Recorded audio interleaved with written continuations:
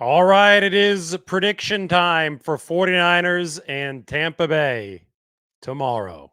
Finally, watched way too much college football today. College football, I mean, I was just sitting there watching on TV, especially the USC game. I just hear the band the whole time. NFL is so much better. So much better. Can't wait for NFL Sunday. 49ers Bucks. It's going to be happening in that 1 o'clock window. You already know that I predicted the 49ers to win. I'm going to give you guys the score prediction in just a little bit at the end of this show or a few minutes into this show. We'll go with the score prediction. This week's stuff, well, first we had the Christian McCaffrey, Brock Purdy article, but the prediction article on The Athletic is right here. Why Nick Bosa and Baker Mayfield won't be planting flags when the 49ers face the Buccaneers. At least that's the rumor on the street. Supposedly they've buried the hatchet, but there's a wild card involved in this game. It's Chase Young, Ohio State wild card. Chase Young was a freshman on the Ohio State team that saw Baker Mayfield walk into Columbus and plant the flag after beating the Buckeyes 31-16. Bosa was a sophomore. That was in 2017. Bosa got revenge for the Buckeyes in 2019 when he was with the 49ers. You see him up on the screen there. Imaginary flag plant following wasn't following a sack. He had forced Baker Mayfield into an intentional grounding penalty when he did that. He sacked him 2 other times over the course of that game. It was a rookie of the year type of performance from Nick Bosa. Chase Young was watching that back at Ohio State, and I have a great quote in this story from Chase Young about what he thought watching that spectacle from Nick Bosa. Vengeance for Ohio State. Anyway, that's going to be one of the storylines. The other one, obviously, is going to be Brock Purdy, who began his career last year, at least as far as the 49ers starting quarterback, against Tampa Bay with Tom Brady on the other side. Storybook kind of stuff. Jumped out to a 28-0 lead. The 49ers won 35-7. I believe that Dre Greenlaw got Tom Brady to sign a football that Greenlaw intercepted from Tom Brady after that game. So it was Tom Brady's farewell tour. He was in good spirits despite the fact that his team got its ass kicked. The 49ers, I think, had their way with a pretty good Buccaneers defense, thanks in large part to the fact that Vita Vea got hurt on the first drive of the game, and Vita Vea is a problem, and that Antoine Winfield Jr. wasn't playing, the safety. Vita Vea from the East Bay, he's a big defensive tackle who's going to be a big challenge for the 49ers, a fire hydrant there in the middle. The interior line for San Francisco is going to be put up to the test. And then Antoine Winfield Jr., he's the type of guy that can test Brock Purdy. This is the number 7 run defense that Tampa Bay is bringing and the number 1 red zone defense. So I think Tampa Bay is equipped to keep this game close if the 49ers cannot win this game or win this matchup at the fracture points. Offensively, the Buccaneers don't turn the ball over all too much. They're second to last in turnovers, as in that's good. Baker Mayfield's been a heady quarterback this year. He's taking care of that football. And although they haven't been explosive offensively, Tampa Bay has been able to retain possession this year. They don't have much of a run game. That's been a big problem for this football team. Rachaad White averaging only 3.3 per carry. But Kyle Shanahan says that they stick with the run, and they've averaged enough to stick with it to set up play action. And Baker Mayfield actually releases quicker out of play action than he does out of just a straight drop. So the 49ers are going to have to be on their P's and Q's defensively. Mike Evans, Chris Godwin, obviously 2 talented receivers. Evans, especially at 6'5", it's going to be a handful to cover. But look at the metrics. This is a Tampa Bay team that the 49ers should see success against with their defense. It has not been a great offense. It's been a defense-driven Tampa Bay team. 49ers made a couple roster moves today. One was maybe slightly surprising. Rookie defensive back Darrell Luter Jr. has been activated from PUP before the veteran, the second-year DB, Samuel Womack III. Can Luter contribute right away? Maybe on special teams? I don't know. I mean, obviously, if there's some injuries in the secondary, maybe the 49ers can plug Luter in there. But he's only had 2 weeks of practice. He didn't practice in training camp. He's a rookie out of South Alabama. They love his physicality. Good session for the 49ers in the offseason program. So we'll see how he integrates himself. The 49ers obviously must be floored, must be blown away by how well he's practiced over the past 2 weeks for him to be the first out of the trio of players named after their dads, Darrell Luter Jr., Robert Beal Jr., and Samuel Womack III, the first of that trio to be activated from an injury list. The 49ers also elevated Corey Luciano, who's a rookie out of Danville. They probably picked him because he can play center. John Feliciano is filling in at left guard. The starting center is Jake Brendel. But if there's an injury to Brendel, well, you don't want to have to move Feliciano to center, so because Aaron Banks is currently out. So maybe Luciano comes into the game in that situation. So that's what the 49ers roster looks like. I think that I've indicated that they have a big advantage over Tampa Bay as far as explosiveness and talent goes. Tampa Bay might be equipped to keep it close. The 49ers are equipped to blow them out. And last year, the 49ers did. Here's my prediction. 49ers 27, the Tampa Bay Buccaneers 10. It's not going to be a 35-7 type of game, but a 27-10 type of game. That makes sense. Scoring 30 is going to be tough if Vita Vea and Antoine Winfield Jr. are playing. But I think that the 49ers, their defense is surging now. Steve Wilkes is going to be back down on the field. Chase Young, home opener for Chase Young, right? The home debut for the new edge rusher. 49ers are as healthy as I've seen them in my time covering the team. I think they can hold the Fighting Baker Mayfields to about 10 points. So 27-10 is my prediction. If you want to see Barrow's prediction, Matt Barrow's prediction, it's in this piece right here, where we talk about the hatchet being buried between Nick Bosa and Baker Mayfield. So with that on the books, I'll open it up for a few questions here the night before the game. Awesome. Thank you. I appreciate it. Wasn't feeling too good today, but decided to bring you guys the goods anyway. So muscling up, trying to get some rest before the game tomorrow, but could not let this day pass without giving you the prediction for tomorrow. Mike thinks the Tampa defense is going to get gassed and the 49ers will get the 30. Very possible. 27-10 is my prediction, but they don't call him Brock 30 for nothing, right? He could go out there and drop 30 points on yet another opponent. Kurt here says 35-6 49ers. And then, of course, you've got the Chiefs and the Eagles on Monday Night Football. 49ers will be Chiefs fans on Monday night. And Dan here predicts 27-21 Kansas City.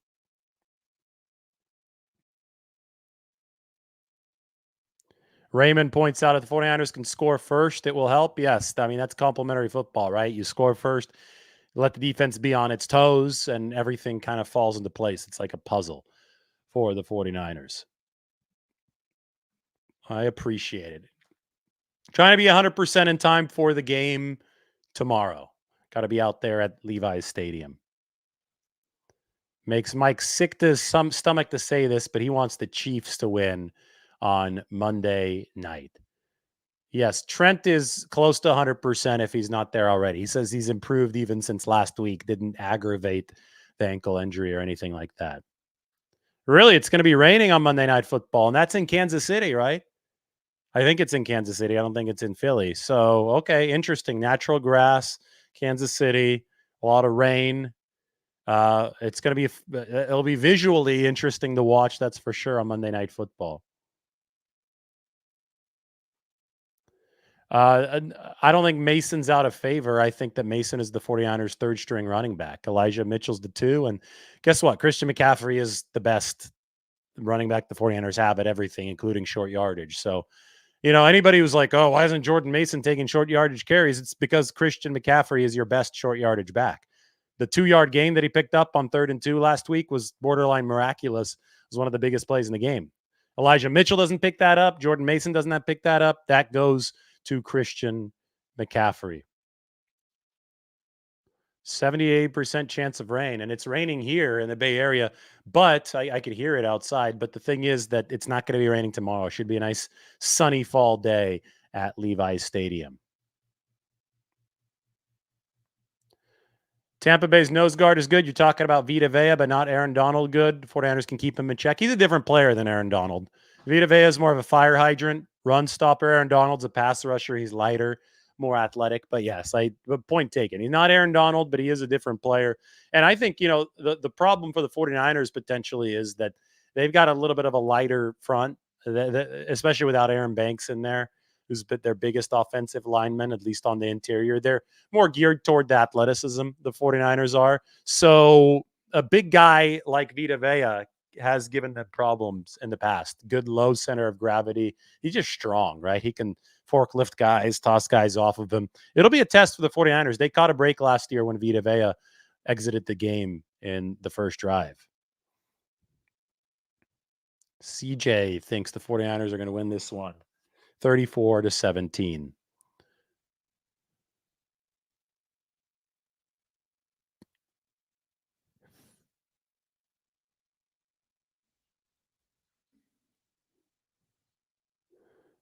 We'll see if Feliciano can hold up. That's going to be the big question. I think Feliciano was really damn good on Sunday. The 49ers wanted to play Feliciano even before the Aaron Banks injury. They wanted to start platooning him with Spencer Burford at right guard. But right now, Banks is hurt, so left guard is Feliciano's. The big, issue right now, as I look at this, is Burford and Brendel both played their best games this season against Jacksonville, but Jacksonville didn't have the type of power defensive tackle that Vita Vea is for the Buccaneers. So this is not the final boss, but it's the next step in the progression for Burford and Brendel and Feliciano to show what they have on the interior.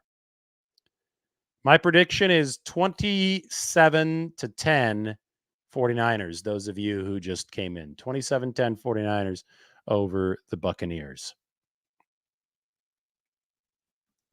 I think Brock Purdy's a better quarterback than Kirk Cousins. I think he's got more escapability than Kirk Cousins. Obviously Kirk is a veteran, but I mean, come on. Purdy's the number one rated quarterback in the league, and he's done it now over the course of 17 games. And I wrote a lot about that in his tandem with Christian McCaffrey in this piece right here. Make sure you check it out. This was one of the longer articles I've written. If you want me to, I could drop the link into the chat section right now so you can see it. It's worth your subscription to The Athletic, $1 or $2 a month or whatever it is to sign up. You will learn a lot about Purdy and McCaffrey and some of the cool behind-the-scenes stories of this 49ers locker room. Yes, Kirk is hurt and he's 35. I mean, Purdy is special. There's no question anymore that Purdy is a special talent. Now you got to hope that he stays healthy, because that's obviously been a little bit of a concern for him over the course of his young career. But it all started against Tampa Bay last year, December 12th, his first start against Tom Brady on the other side. 35-7 49ers. I called Kittle having a big game against Dallas. Who do you see going off against the type of D that Tampa Bay brings? Tampa Bay blitzes a lot. So you're going to go to your standard blitz beaters in this game. And a lot of that's going to depend on how the secondary and the coverage is aligned. But the 49ers, after this game is over with, will have faced the top 5 most blitz-happy teams in the NFL. Todd Bowles blitzes the second most, behind only the New York Giants. And you're probably going to have to run some screens, right? Running back screens. So Christian McCaffrey is always a big part of the game plan. I do think that there are weaknesses at the cornerback position in this Tampa Bay team. They've given up a lot at corner. So maybe some of the blitz beating answers are going to be outside to somebody like Brandon Ayuk, to Deebo Samuel. I think that anytime a team blitzes, it is a good opportunity to light it up, though, on the other end. And Brock Purdy has roasted every single team that's blitzed him so far, including Minnesota, who the 49ers lost to. The blitzes weren't effective for the Vikings. They actually got Purdy on the picks when they dropped back in coverage after the concussion play as well. So Purdy's been really good against the blitz, and for that reason, I'd be ready for the 49ers to put up some yardage on the back end. I do feel that Cousins is a bit underrated, but geez, speaking of underrated, Brock Purdy's underrated. You got people talking about him as if he's some average Joe. Brock Purdy literally is number one in the advanced statistical categories across the board. Brock Purdy has been the number one QB in the NFL ever since that first start against Tampa last year, maybe even going back to the first action against Miami last season.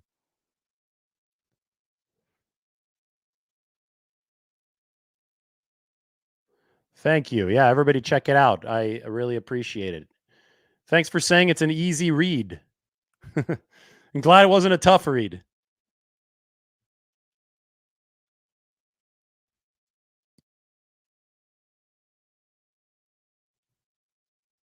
How many sacks are the 49ers going to have tomorrow? Baker Mayfield has been the fifth least sacked quarterback in football. Tristan Wirfs is a good tackle. The Bucks are going to run a ton of screens. They've run a lot of screens to Rashad White. I think they'll sack him 2 times tomorrow. I don't think it's going to be a crazy 5-sack kind of game. We'll say 2 to 2.5 sacks. Just my prediction, but maybe the 49ers make him hitch a few times more, but we'll see. 4 would be crazy. 4 would be the 49ers pass rush getting back to that 2019 standard.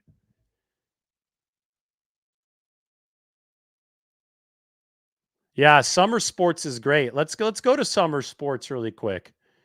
On summer sports, you can really see how good Brock Purdy has been this year. Wonderful website. They've done a good job with it. Here it is. Let's go players. Going to go to that quarterback page. All right, here it is. Purdy's at the top of total EPA, which is significant because Josh Allen's got more plays than him. But EPA per play, look at the gap between Purdy and everybody else. It's not even funny anymore. And then he's run the football. He's the 5th most productive player scrambling, his rush EPA.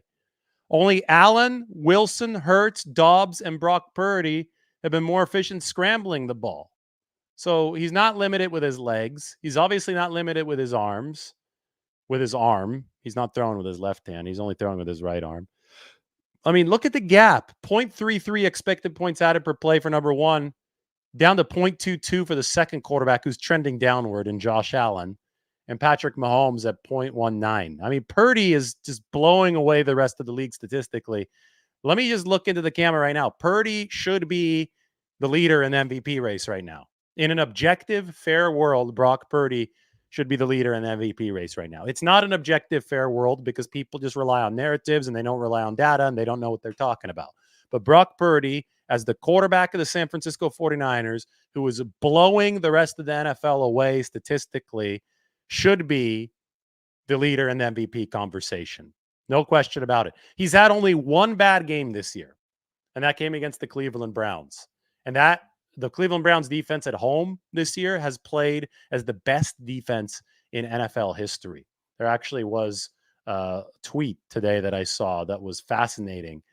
The Browns at home have been downright awesome defensively. The best defense the NFL has ever seen. 5 home games, 4 allowing a 35% success rate or worse. For context, the worst off in the NFL is the Jets this year at 37.1%.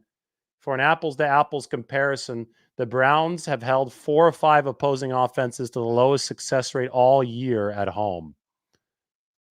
Pure dominance from the Browns. And even in that game where Purdy was objectively inefficient, that was his bad game, he still led the 49ers in the position to win the game, but they missed the field goal. So let's be fair for Purdy. And, you guys know me. I respect Christian McCaffrey as well. But the nature of the sport is that quarterback is the more important position.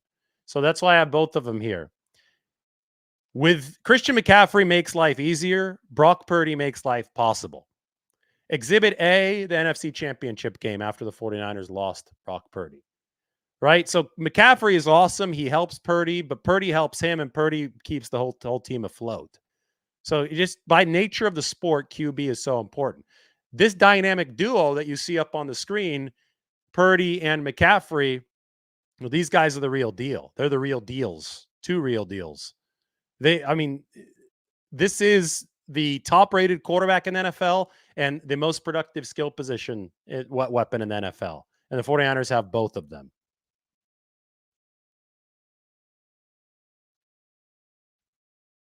I do think that Jake Moody's a concern. And I mean, a lot of those kicks are just squeezing in by the right upright. That being said, there was another cool graphic the other day. His career is off to a better start than Robbie Gould's. Not like that's the actual comparison here, obviously, because the thing with Robbie Gould is 49ers would have gotten a veteran version of him, but that was a declining version of Robbie Gould, right? He wasn't at the top of his game anymore this past season. Now, he wasn't missing in the playoffs, which is huge. But at some point, he was going to start missing in the playoffs. You don't know when that was going to be. 49ers would have rather jettisoned him a year too early than a year too late. And they're hoping that Jake Moody finds his rhythm. He hasn't missed a kick now in a couple weeks, so that he's a reliable option come playoff time. On top of that, the 49ers also say, hey, we can blow some teams out. Let's win by more than a possession. If we do that, we don't have to worry about the kicker come crunch time. But obviously, that's not exactly how the NFL works. There's going to be a time and a place where you're going to need that kicker to deliver. Well, Purdy had 35 touchdowns this year. How many does he have right now? Let's see. Let's go to Brock Purdy on Pro Football Reference. He's got 15. No, I don't think he's going to hit 35 because we're already 9 games in. So we're already over half the season in. I think 30 is a good over-under to set for Brock Purdy on the touchdown passes.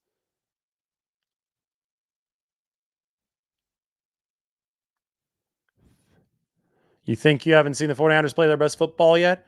Well, I think that they played pretty damn well against Dallas. I think they played damn well against Jacksonville. But yeah, is there an even higher ceiling? Perhaps. I think you've seen the formula click, though, right? And maybe they could take it a little bit higher with Trent Williams knocking off some of the rust. I think that he had a little bit of a rough go in the first half last week because he just hadn't played in a while. So you've seen the formula, and the 49ers are now trying to make sure they hit that formula week by week by week.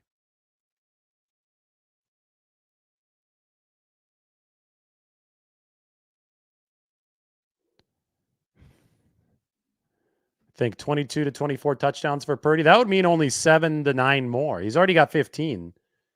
I think he'll get 28 or 29.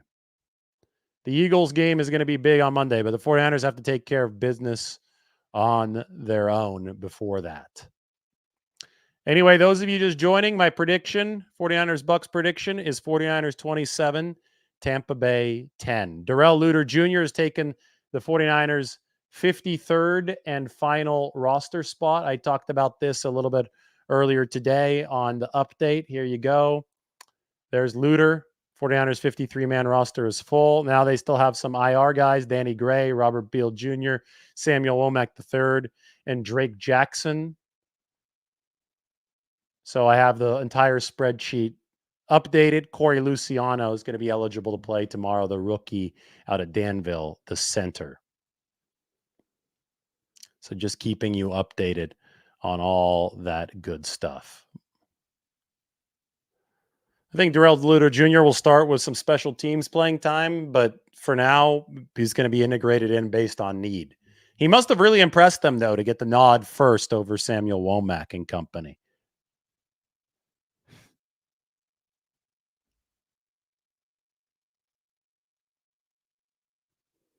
I saw this, and I was texting with Greg Papa about this. Shanahan said that the 49ers have uncovered a stat that if you have possession of the football going to halftime, it's a pretty heavy statistical lean to you winning.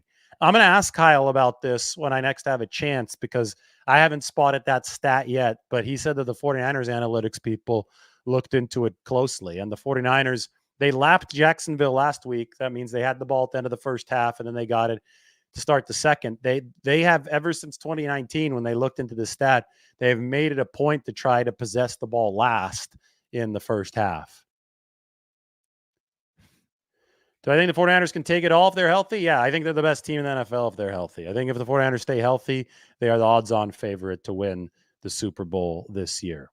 I think that's been demonstrated already this season.